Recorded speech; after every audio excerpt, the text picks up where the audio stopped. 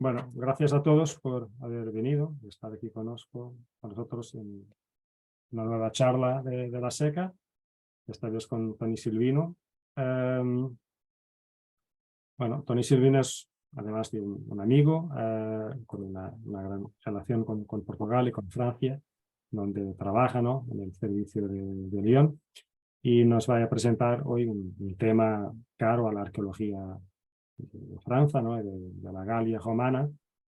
Toni Silvino es un arqueólogo del mundo empresarial, pero con una actividad científica muy larga, muy fuerte, conocido en muchas de sus publicaciones en congresos, libros, ¿no?, atas, artículos diversos sobre el mundo imperial romano, las cuestiones cerámicas, de la economía, ¿no?, del comercio, de las líneas de conexión del mundo romano, de este Mediterráneo occidental, pero también con trabajo aquí en Lusitania, en la área portuguesa peninsular, ¿no?, en el norte de la Lusitania, inicio de la Galicia, ¿no?, en la área del río Duero, aquí en el norte del territorio portugués. Bueno, es una oportunidad para nosotros tener aquí Toni Silvino con nosotros. Yo paso la palabra a Toni Silvino, que creo que va a hablar, como el título indica, en francés, pero es una lengua perfectamente aceptable para todos. Es la segunda charla en francés que tenemos después de David Chaoui. Ahora Toni Silvino. Toni, merci bien pour ta présence aujourd'hui avec nous et je te donne la parole. Merci bien. Ok. Donc, comme disait José, je vais parler en français. Je vais essayer de parler doucement. Je pourrais parler portugais, podia falar português, mais bon. Je vais parler doucement en français pour que tout le monde comprenne. Donc voilà, donc bonsoir à tout le monde, chers collègues. Donc, José m'a demandé de faire quelque chose sur mes thématiques de recherche. J'ai décidé donc de vous présenter la consommation de vin à Lyon-Luc-du-Nôme au cours du Haut-Empire, mais on verra que je vais vous présenter aussi avant le Haut-Empire et après le Haut-Empire, en particulier durant l'Antiquité tardive. Donc en fait, cette communication a été faite partiellement en octobre 2022. Nous avions présenté cette thématique avec un collègue qui s'appelle Guillaume Mazat, avec d'autres collègues comme Stéphane Carrara et Armand Débat, et nous avions présenté la consommation de vin à Lyon-Luc-du-Nôme depuis le 5e siècle avant Jésus-Christ jusqu'au 5e siècle après, donc 10 siècles de données. Donc c'est un gros travail de synthèse, mais qui apporte des choses assez intéressantes. Donc là, pour vous présenter rapidement, donc Lyon, nous sommes en France, bien sûr. Donc Lyon est quand même positionné dans un endroit assez stratégique, puisque nous sommes entre le sud et le nord de l'Europe, entre le bassin méditerranéen et les régions septentrionales. Lyon est à la confluence de deux cours d'eau, le Rhône ici, et puis la Saône. Donc depuis, on va dire la préhistoire, c'est un site stratégique, notamment au niveau du commerce. Et puis ici, vous avez une carte de l'Empire romain. Donc Lyon-Luc-du-Nôme a été fondé en -43 avant Jésus-Christ par Plancus, un général de César, juste après la conquête de la Gaule. Et Luc-du-Nôme est la capitale des trois Gaules, Aquitaine, ici, lyonnaise et Belgique. Mais on peut voir ici que Luc-du-Nôme est aussi en lien rapproché avec une province aussi assez importante, la Narbonnaise. Donc voilà, ici vous avez un plan de Lyon avec la topographie, un plan tiré de l'atlas topographique. On voit tous les vestiges connus à Lyon, des vestiges antiques. Mais pour vous qui ne connaissez pas forcément cette ville, je vous présente une aquarelle de Jean-Claude Golvin qui est plus parlant. C'est une aquarelle qui montre Lyon, Luc-du-Nôme au IIe siècle après Jésus-Christ, donc qui est assez intéressante. Donc là, vous avez bien sûr le cœur de la colonie de Luc-du-Nôme avec le quartier des théâtres ici. Vous avez en bas les quartiers fluviaux, donc plutôt de tradition commerciale et résidentielle, avec qu'on appelle les Canabaillés.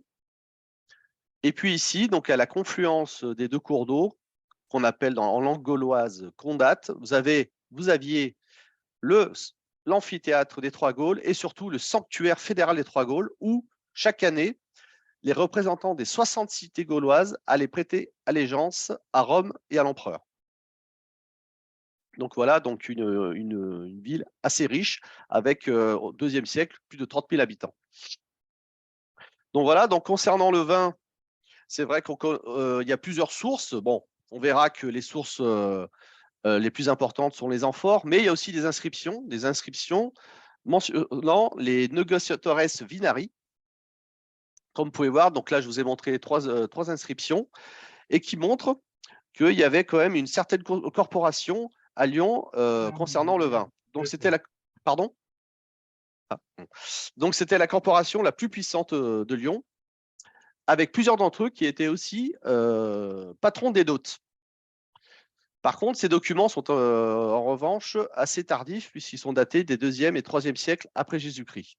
Mais ces inscriptions montrent qu'il y avait une certaine activité autour du vin avec des corporations autour d'un quartier qu'on appelle, que je vous ai montré tout à l'heure, et Kenabae, donc la presqu'île lyonnaise, donc un quartier fluvial.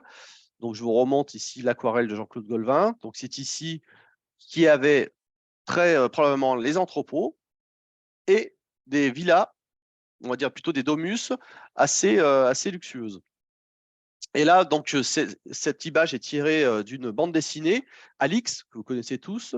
Donc, une bande dessinée montrant Alix à Luc du Nob et qui montre parfaitement en fait les activités portuaires autour de la presqu'île.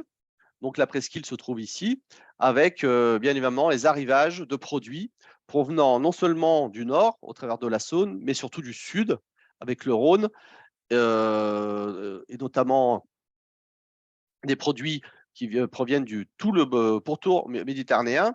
Ici, sur ce dessin, vous pouvez voir donc ces embarcations typiques gauloises de tradition celtique qu'on appelle des barges. Donc, des barges, donc il y a des choses de ce type qui ont été fouillées en 2002-2003 à Lyon, qui ont été retrouvées dans les berges de Saône. Ici, au total, 7 restes de barques à fond plat ont été retrouvés dans ce secteur qui datent des 2e et 3e siècles après Jésus-Christ. Vous voyez que c'est assez bien conservé.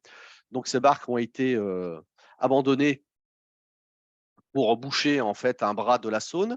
Et puis ici en bas, vous pouvez voir en fait une restitution de Jean-Claude Golvin, encore une fois, de ce type de barque. Ce type de barque a été aussi retrouvé à Arles, notamment avec l'équipe de David Jaoui et de Sabrine Marier. Je pense qu'il vous a montré des images lors de sa conférence.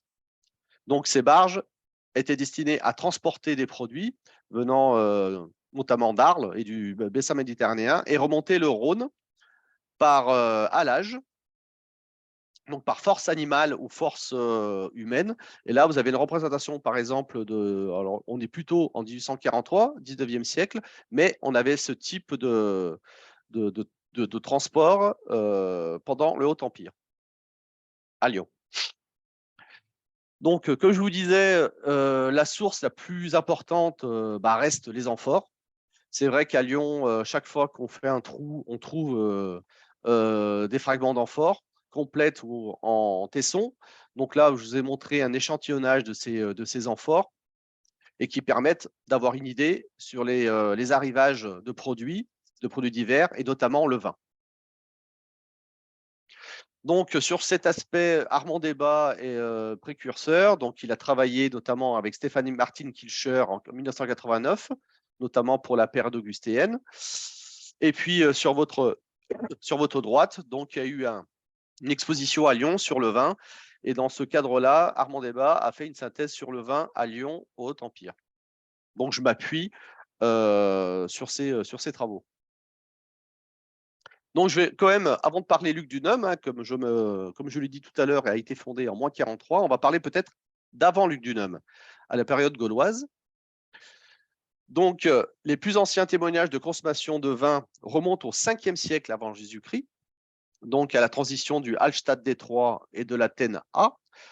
L'occupation de cette période prend place au sein d'une agglomération ouverte, se développant sur plusieurs hectares, notamment sur un secteur qu'on appelle Plaine de Vèze. Cette plaine de Vèze se trouve au nord de Lyon.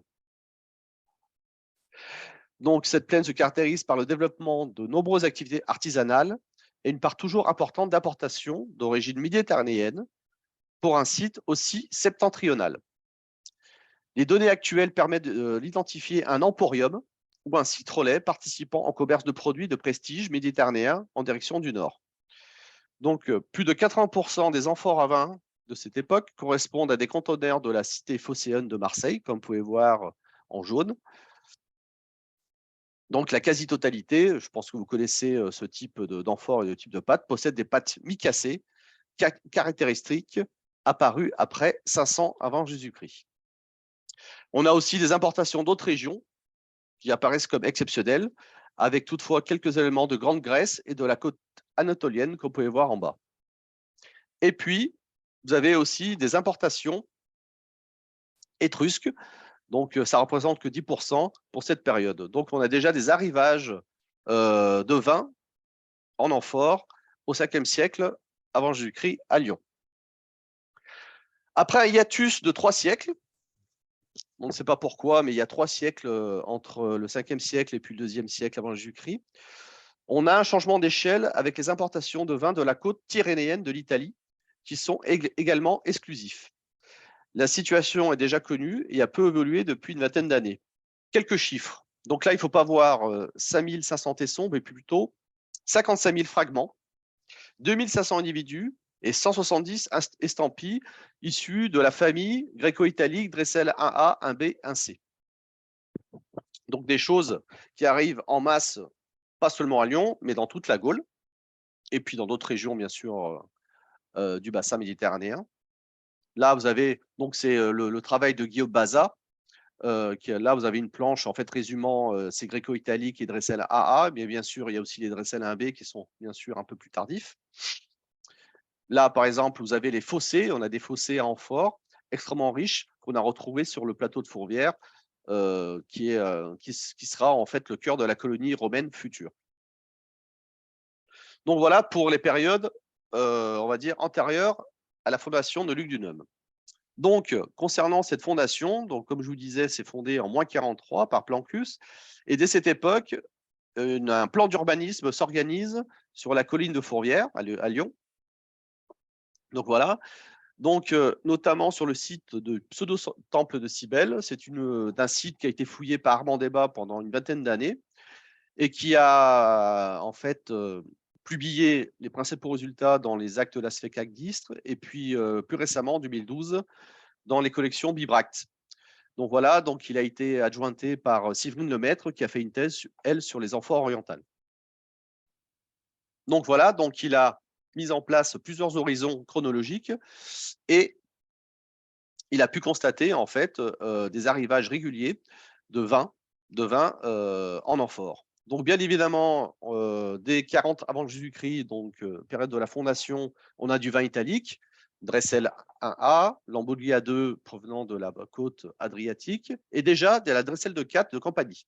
Donc ça, c'est quelque chose de remarquable. Et puis, on a aussi déjà du vin oriental.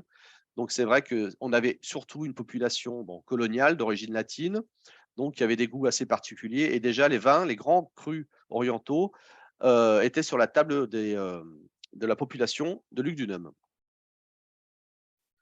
Donc ensuite, au second horizon, entre 40 et 20 avant Jésus-Christ, on a toujours la présence de Dressel 1 et Lamboglia 2, mais une grande partie résiduelle. Ça, je vous renvoie aux travaux d'Armand Débat et de Guillaume Maza. Et puis, on a toujours donc, les Dressel de 4, originaires de Campanie, qui arrivent avec force et vigueur à Lugdunum.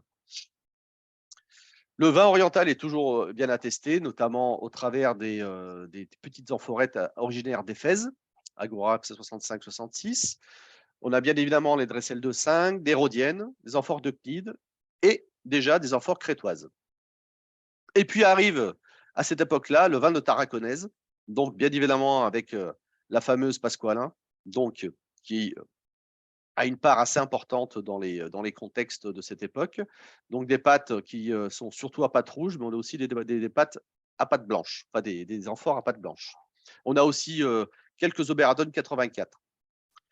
Et puis, on va arriver sur le vin de Bétique, notamment avec l'Alterne 70. Vous savez que l'Alterne 70, ça fait beaucoup couler d'encre. C'est vrai que les chercheurs se battent pour savoir quel type de produit était transporté au travers de ces amphores. Donc, alors là, pour cet aspect, je m'appuie sur les travaux de David Jaoui, qui a fait un article donc en 2015 et qui a fait une sorte de synthèse sur ce type d'amphore, donc olive ou défrotum. Donc voilà, donc ça c'est l'article en 2016 dans les actes non, pour les mélanges de Lucien Rivet. Et c'est vrai que c'est toujours en cours de discussion, donc olive ou défrutum.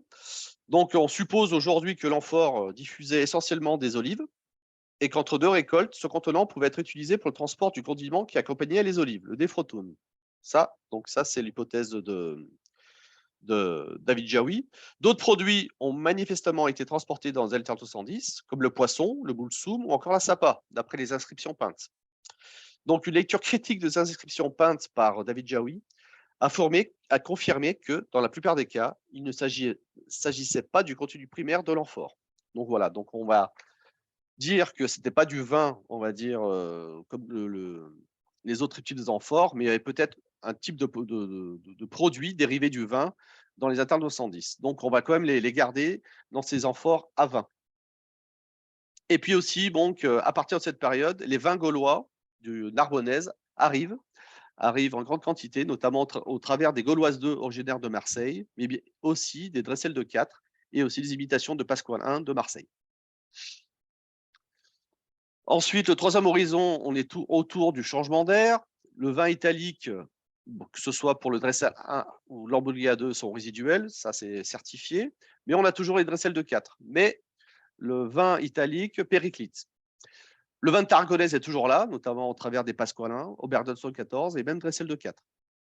L'Orient aussi, les grands crus sont toujours là, Dressel de 5, Grodienne et Amphore de Cnide. Vin de Bétique, on a toujours les Alters 210. Et puis, pour la Gaule du Sud, on a surtout des Gauloises 2 de Marseille. Alors, un autre site a donné une belle collection d'amphores. C'est un site où il y a un vide sanitaire, donc on appelle Dépôt de la Favorite, qui a été publié en 86. Et on voit dans le tableau, au niveau du vin, c'est surtout les amphores de Tarraconaise qui dominent, notamment à travers des Pasqualins, et les grands crus d'Orient. Puis il y a quelques, bien sûr, Alter 210, Gauloise du Sud, Dressel de 4 et les amphores de Lyon, Dressel de 4 similis. J'en reviendrai tout à l'heure. Voilà. Donc, bien sûr, à cette époque, donc, autour du changement d'air, il y a l'apparition des amphores lyonnaises qui imitent des amphores déjà établis. Donc, bien évidemment, ici, la Dressel 1 et puis surtout les Dressel de 4, donc qu'on appelle Lyon 2A, qui imite le modèle oriental, et ici 2B, qui imite le modèle italien. Alors, vient en question, bon, tout ça a été écrit par Armand Desbas, bien sûr, sur la question du contenu. Donc, en fait, ces amphores étaient destinés à accueillir des produits venant en vrac, transport en vrac, jusqu'à Lyon. Et puis, ces produits étaient transvasés dans ces amphores pour être redistribués non seulement à l'échelle de Lyon, mais aussi dans d'autres régions de l'Empire. Donc, on voit ici une planche montrant les productions principales des amphores lyonnaises. Donc ici, Dressel 1A, Dressel 1, pardon, Dressel 2A, Dressel 2,5 et Dressel de 4. Et puis ici, donc les amphores à saumure, dont je ne parlerai pas. Et puis ici, quelques quand même éléments secondaires comme Dressel 28, Alter 110, Dressel 16 et une autre Alter 110. Donc voilà, des amphores probablement à 20. Ici, vous avez une photo d'un atelier qui a été retrouvé dans les années 2000, l'atelier des subsistances. On a pu retrouver en fait les restes d'un dépotoir de ces amphores lyonnaises. Donc voilà, ici c'est une carte de diffusion donc établie par Armand Desbas. Donc Lyon est ici, et on peut voir que en fait les principales régions concernées concernant bien sûr la diffusion sont la vallée du Rhône, la haute vallée du Rhône, les Alpes, le plateau helvétique et le Limès rhénan. Et bien sûr Lyon, qui était aussi grande consommatrice de ce type de produits. Alors je vous parlais du transport en vrac, hein, donc les produits arrivaient probablement grâce à ces bateaux-citernes qui ont été étudiés par de nombreuses personnes, notamment par Marie-Brigitte Carr et Sabrina Marié. Donc, arrivaient en vrac depuis l'Italie ou la Tarraconaise et ensuite étaient transvasés au niveau de Lyon dans les amphores lyonnaises. Donc, l'étude qui a été faite sur ce type d'épave montrent que leur chronologie est bien établie entre 10 avant et 40-50 après Jésus-Christ. Et ensuite, le problème, c'est comment les produits arrivaient en vrac dans cette hypothèse-là.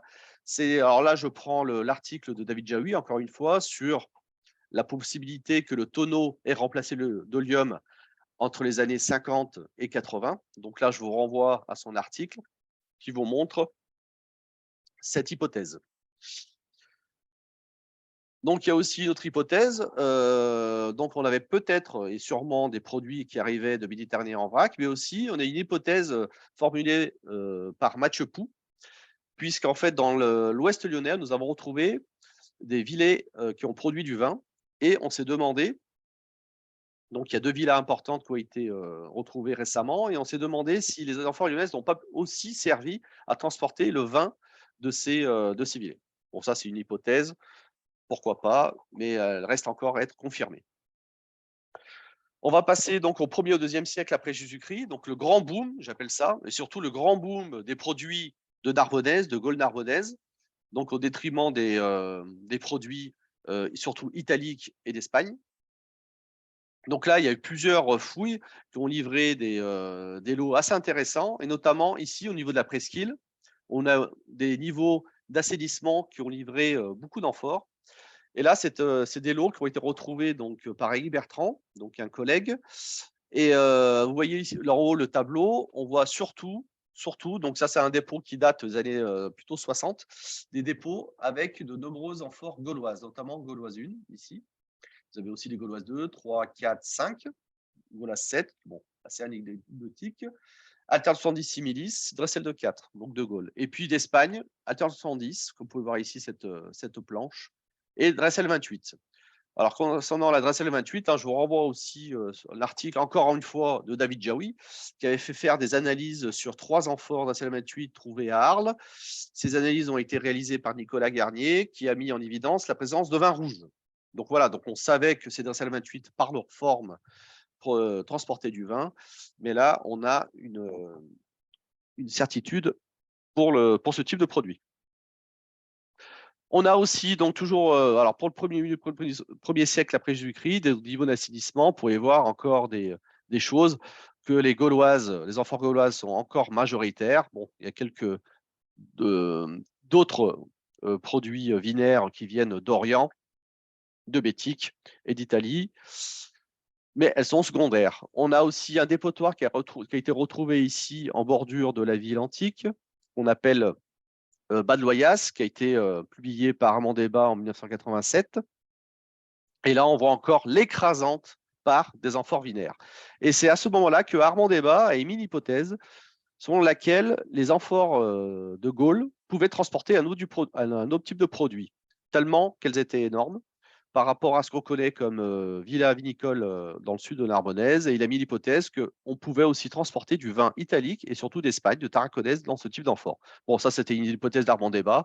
Je ne sais pas si elle est toujours d'actualité, mais il faut la citer. Donc voilà, après, vous avez de nombreuses inscriptions peintes sur ce type d'amphore. C'est des produits qui sont connus, notamment l'Emineum sur une gauloise 4. Ici, vous avez un produit qui a été retrouvé sur une gauloise 3, trouvé à Lyon, donc qui mentionne un vin de Vienne. Donc Vienne, donc ça peut être le fameux vin à l'Aubroge qu'on cherche désespérément, qu'on n'a aucune trace. On savait que dans le monde à l'Aubroge, donc dans la cité de Vienne, on produisait du vin, mais on n'a qu'une trace de ce type de vin. Et puis, il y a aussi le site du parc Saint-Georges. Donc, je vous ai parlé tout à l'heure, on a retrouvé ces fameuses barques. Donc voilà, donc ici, on a un dépotoir plutôt début du 2e. Et puis, vous voyez ici la masse amphorique qui a été retrouvée. Et encore, on voit une écrasante part des produits gaulois, notamment de la gauloise 4, qui est ici. Et le reste demeure assez secondaire. On a aussi dans ces dépotoirs, on a retrouvé une petite cruche qui mentionne du vin aminé de Beaucaire, de la région de Beaucaire, dans le sud de la France, de la Gaule, pardon. Donc, cette inscription et cette cruche est en cours de publication par David Jaoui, encore une fois. Voilà, donc encore, vous avez un dépotoir là qui est plutôt second quart du 2e. Encore une fois, une majorité d'amphores gauloises. On a quand même des choses qui proviennent d'Orient. Et ici, on a quelques importations africaines avec les fameuses Shon Mao, ici que vous pouvez voir, qui imitent un peu le modèle Dressel de 4. Alors, pour la suite du deuxième, on a un problème à Lyon, mais ce n'est pas forcément à Lyon aussi, mais dans d'autres régions comme à Aux, par exemple. On a très peu de dépotoirs du IIe siècle après Jésus-Christ. Ça, c'est un fait et qui ne nous permettent pas de documenter assez bien la consommation du vin à Lyon pour cette époque. Donc, on passe directement au troisième.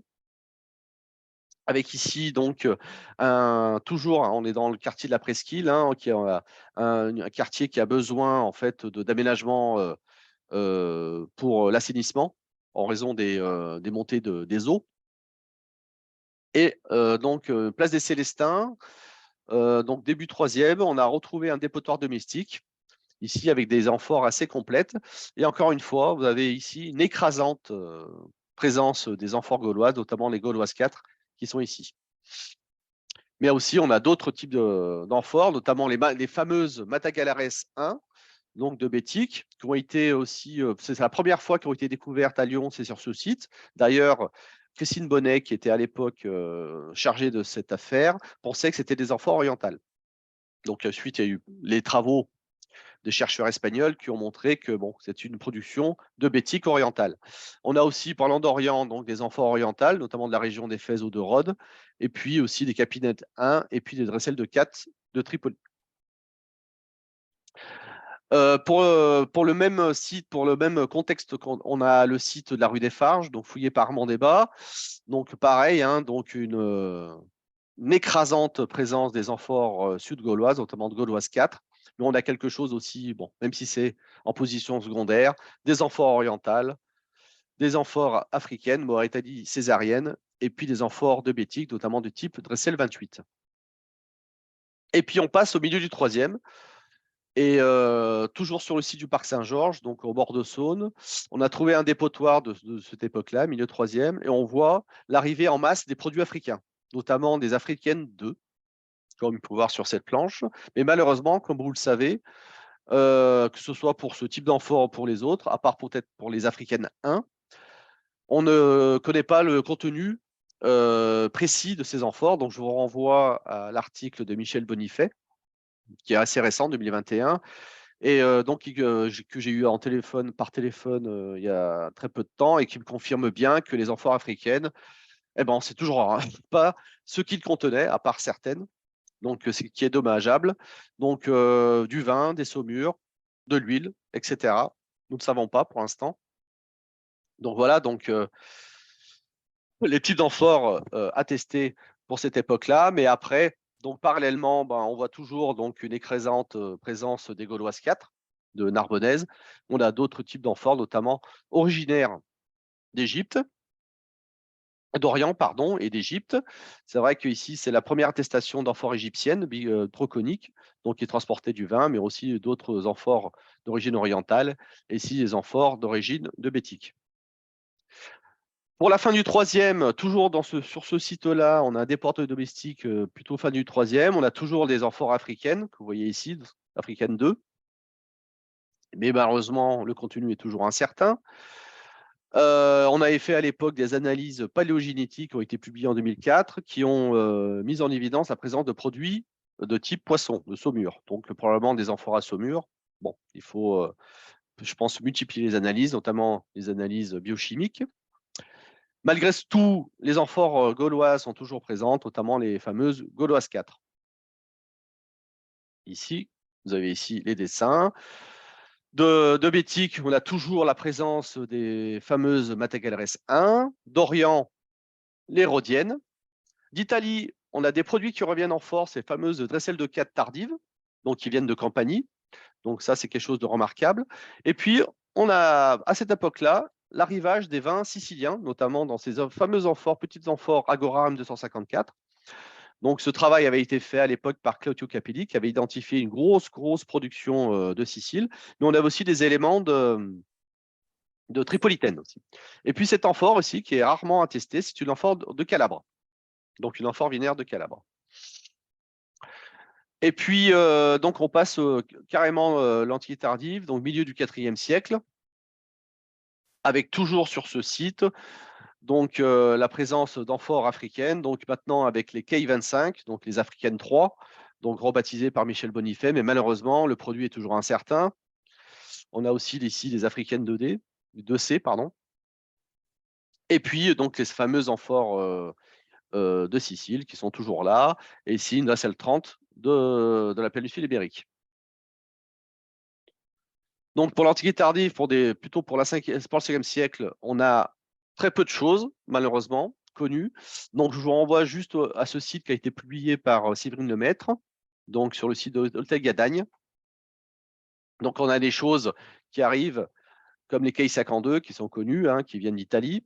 On a aussi des choses orientales, vous pouvez voir ici, qui sont assez connues. Et puis, d'Afrique, toujours les amphores, Africaine 3, et puis surtout les Speytaillon, dont le produit est toujours incertain. Donc voilà, pour conclure, donc les nombreuses fouilles réalisées à Lyon depuis 50 ans donc, autorisent à avoir une vision vraiment diachronique de la consommation du vin sur un temps long, donc presque sur 10 siècles. Donc ça, c'est ce qui est intéressant, bien sûr, avec quelques hiatus. Le transport en vin en amphore est attesté depuis le 5e siècle avant, jusqu'à la fin de l'Antiquité. Donc, les données nouvelles concernent surtout le 5e siècle avant, le 3e siècle et l'Antiquité tardive, même si l'Antiquité tardive fait figure de parent pauvre pour cette étude. Donc, les amphores à vin montrent dès les origines une grande diversité au niveau des arrivages qui touchent tout le pourtour du bassin méditerranéen. Et puis, il faut mentionner que dès la fondation de la colonie, on a l'apparition précoce de vins orientaux. Donc, qui veut dire qu'on avait quand même une population assez, alors pas forcément aisée, mais quand même une clientèle assez italique, on va dire assez romaine, qui appréciait donc les grands crus orientaux. Donc ça, c'est le travail, je vous l'ai dit tout à l'heure, de Séverine Lemaître, qui a fait une thèse là-dessus et qui a écrit plusieurs articles.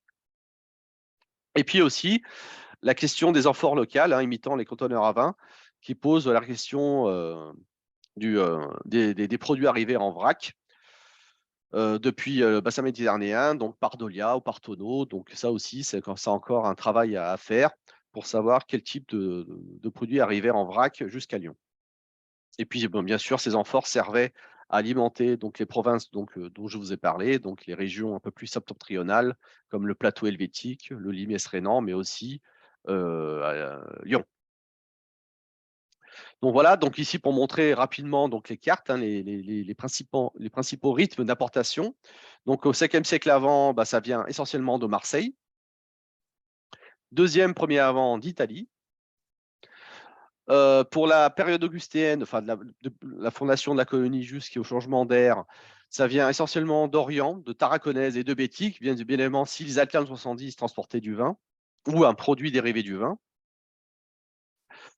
Troisième, ça vient exclusivement de Gaulle, l'Arbonnaise, donc que ce soit donc la partie du Languedoc ou du Var, donc avec bien évidemment quelques importations, mais qui restent secondaires d'Orient ou de Bétique. Cinquième, les produits de Narbonnais sont toujours là, notamment avec les fameuses Gauloises 4, mais on voit l'arrivée des produits africains. Mais malheureusement, comme je vous l'ai dit, les produits qui étaient transportés dans ces amphores sont mal connus, malheureusement. Et puis, bon, ça c'est vraiment, pour conclure, vraiment pour ouvrir les choses, ces conclusions ne reposent que sur les données amphoriques et malheureusement ne prennent pas en compte les emballages périssables, donc tonneaux et outres, et surtout tonneaux. Et ces conteneurs biodégradables ont bien souvent été oubliés dans la recherche. Donc c'est très important pour l'histoire économique. Et bon, c'est vrai que ce qu'on retrouve notamment à Lyon, c'est essentiellement des amphores. Ce type de matériau est vraiment omniprésent sur la plupart des sites de consommation. Et pourtant, l'outre et le tonneau ont tenu quand même une place essentielle dans les échanges, comme l'a démontré donc les études, où je renvoie aux études d'Élise Marlière et d'Armand Débat sur ce sujet-là, ou voire de David Jaoui, qui a repris un peu le flambeau sur ce sujet-là. Tout ça démontre donc une organisation du commerce des vins à l'époque romaine beaucoup plus complexe qu'on le suppose. Voilà, je vous remercie pour votre attention. J'espère ne pas avoir été trop rapide ou j'espère que vous avez compris mes propos, mais on peut discuter maintenant autour des questions.